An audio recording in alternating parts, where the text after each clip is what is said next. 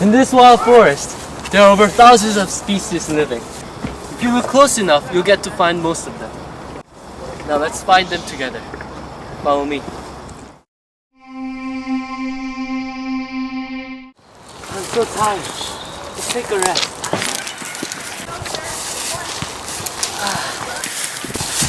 So while we rest, let me talk about some reptiles. The reptiles are amniotes. An amniot is a vertebrate, such as reptiles, birds, and mammals. They develop in a thin, tough, membranous sac, which provides the embryo or fetus with everything it needs to grow. This sac can be found in the mother's body in some amniots, and some develop outside of the mother in a tough, semi-permeable outer shell. There are two different ways in which eggs develop: oviparous and viviparous. Oviparous reptiles' eggs develop outside of the mother in a nest where they develop independently from the adult. Viviparous reptiles, on the other hand, give birth to live offspring after holding the eggs inside their body while the offspring develop. Okay, I rested enough. Now let's go further inside.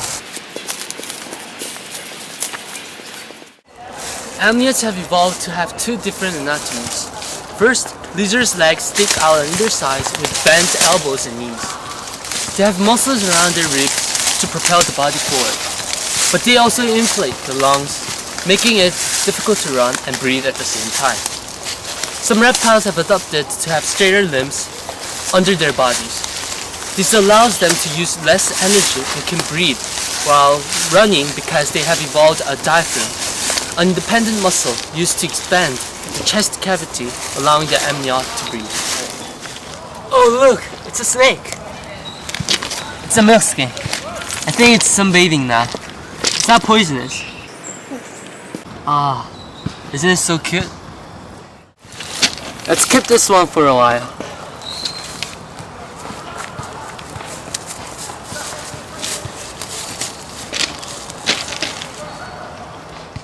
There are four groups of reptiles.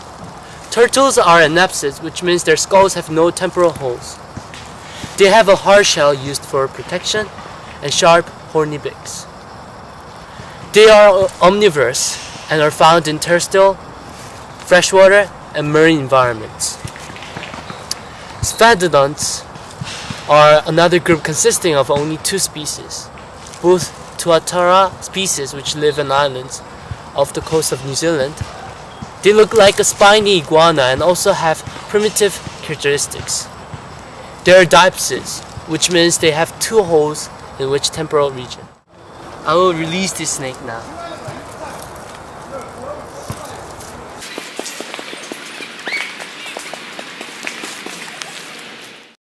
The third group is snakes and lizards. They both shed their skin at regular intervals and have flexible skulls to capture large prey. They have an organ which lets them detect movement in the air with their tongue, called the Jacobin's organ on the top of the reptile's mouth. Crocodilians are the last group, made up of 23 species. They are semi-aquatic predators living in swamps and rivers in the tropics and subtropics. An interesting fact is that they are related closer to birds than to lizards and snakes. I'm now in the field. In this field, there are rabbits living. Oh look! It's a rabbit hole.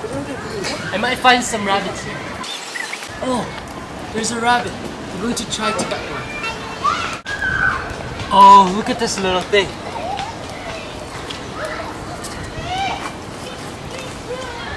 Now that I have a rabbit in my hand, let me talk about mammals.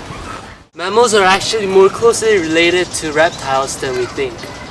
They inherited many characteristics from reptiles. They are descendants of carnivorous synapsids, the only group of synapsids still alive.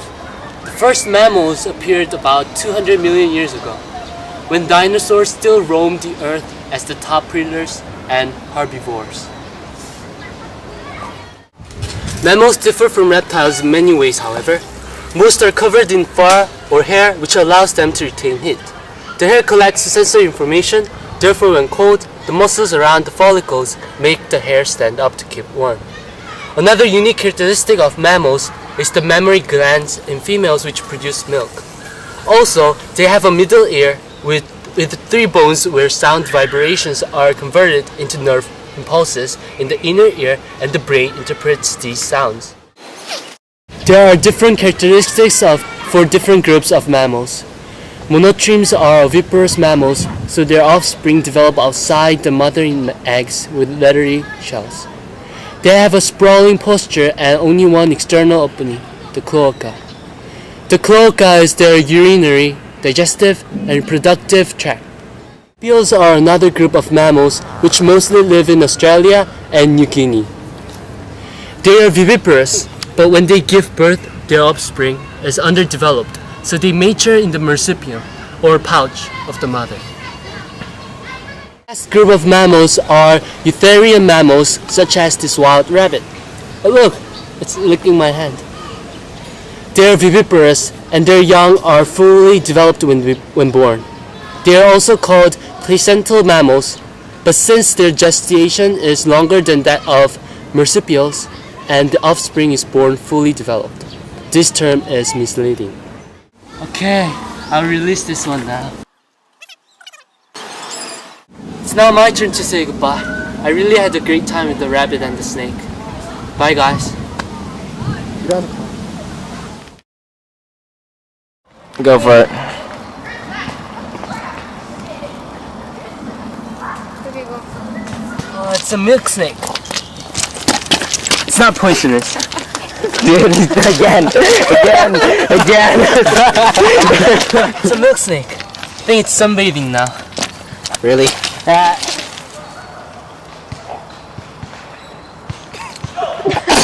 Alright. You have a little bit of expression when you talk. If you laugh, I'm gonna kill you and him, okay? Go for it. This guy. I'm gonna find it again. Okay, one. Now going to release this snake.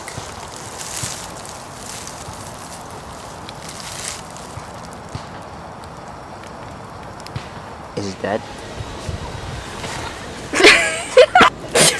진짜 미안해. 이렇게 해야 된다. Sorry. Bye. Bye. Goodbye.